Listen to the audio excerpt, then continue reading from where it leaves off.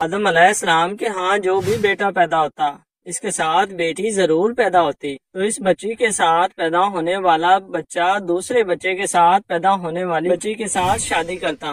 حضرت آدم علیہ السلام کی سلبی اولاد کے درمیان ایک وطن کا دوسرے وطن سے نکاح جائز تھا۔ جب حضرت آدم و حوا دنیا میں آئے اور توالد و تناسل کا سلسلہ شروع ہوا تو ہر حمل سے ان کے 2 بچے پیدا ہوئے، ایک لڑکا اور دوسری لڑکی۔ اس وقت جبکہ آدم علیہ السلام کی اولاد میں باجز بہن بھائیوں کے کوئی اور نہ تھا اور بھائی بہن کا آپس میں نکاح نہیں ہو سکتا، تو اللہ تعالیٰ نے اس وقت کی ضرورت کے لحاظ سے شریعت آدم علیہ السلام میں یہ خصوصی حکم جاری فرما دیا کہ ایک حمل سے جو لڑکا اور لڑکی پیدا ہو وہ آپس میں حقیقی بہن بھائی سمجھے جائیں گے اور ان کے درمیان نکاح حرام ہوگا۔ دوسرے حمل سے پیدا ہونے والے لڑکے کے لیے پہلے حمل سے پیدا ہونے والی لڑکی حقیقی بہن کے حکم میں نہیں آئے گی بلکہ ان کے درمیان رشتہ جائز ہوگا۔ حضرت آدم علیہ السلام کی شریعت میں ضرورت توالد و تناسل کی وجہ سے یہ جائز تھا، اس کے علاوہ اور کوئی شکل نہ تھی، تو اللہ تعالیٰ نے اس وقت جائز فرمایا تھا۔ کیونکہ بعد میں اس کی ضرورت نہ رہی، اس لیے پھر حضرت آدم علیہ السلام کے بعد آنے والی ہر شریعت میں اس کو منع کر دیا گیا کہ کوئی بہن بھائی آپس میں شادی نہیں کر سکتے۔ تو حوا رضی اللہ تعالیٰ عنہ کے بطن سے حضرت آدم علیہ السلام کی 40 اولادیں ہوئیں۔ ناظرین، اور ان کا باہم نکاح درست نہیں تھا، جبکہ دوسرے حمل سے پیدا شدہ پہلے والوں کے لیے اس طرح تھے جیسے چچیرے ہوتے ہیں۔ یہی وجہ ہے کہ قابیل نے حابیل سے اختلاف کیا۔ قابیل کے ساتھ جو لڑکی پیدا ہوئی وہ بے انتہا خوبصورت تھی، جبکہ حابیل کے ساتھ جو لڑکی پیدا ہوئی وہ اتنی خوبصورت نہ تھی۔ حضرت آدم علیہ السلام کی شریعت کے مطابق جب یہ جوان ہوئے تو قابیل کی شادی حابیل کی بہن سے ہوئی تھی اور حضرت حابیل کی شادی قابیل کی بہن سے ہونی تھی، لیکن قابیل اپنی بہن کو پسند کرنے لگا اور وہ اس سے شادی کرنا چاہتا تھا، جبکہ شریعت آدم میں اس کی ممانعت تھی۔ ایک ہی عمل سے پیدا ہونے والے بچوں کی آپس میں شادی نہیں ہو سکتی، لہٰذا جب یہ صورتحال زیادہ بگڑ گئی تو حضرت آدم علیہ السلام نے ان دونوں کو اللہ کی راہ میں قربانی پیش کرنے کو کہا اور بتایا کہ جس کی قربانی کو آسمان سے آگ آ کر کھا جائے گی تو سمجھنا کہ اس کی قربانی قبول ہو گئی۔ قابیل کھیتی باڑی کا کام کرتا تھا، حضرت حابیل علیہ السلام بکریاں چرایا کرتے تھے۔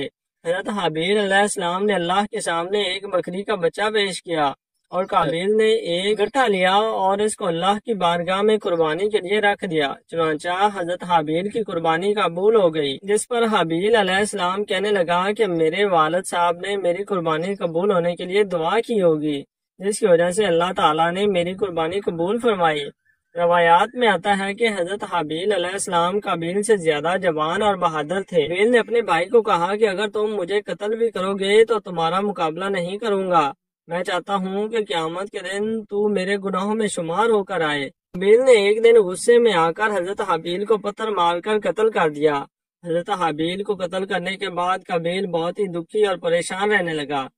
قابیل اپنے بھائی کی لاش کو کندھوں پر اٹھا کر کئی دنوں تک گھومتا رہا کہ اب اس کا میں کیا کروں۔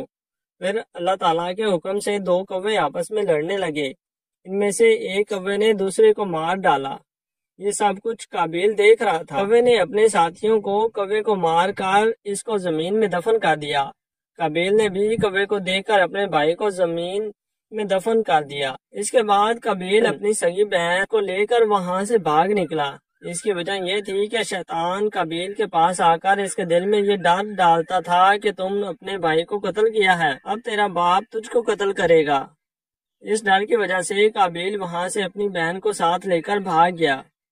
اس دن کے بعد حضرت آدم علیہ السلام مسلسل پریشان رہنے لگے۔ حضرت آدم علیہ السلام اللہ تعالیٰ کی بارگاہ میں دعا کیا کرتے تھے، یا اللہ تعالیٰ مجھے نیک اولاد عطا فرما۔ اللہ تعالیٰ نے حضرت آدم علیہ السلام کی دعا کو قبول فرماتے ہوئے حضرت آدم علیہ السلام کو ایک لڑکا عطا فرمایا جس کا نام حضرت شیت علیہ السلام تھا۔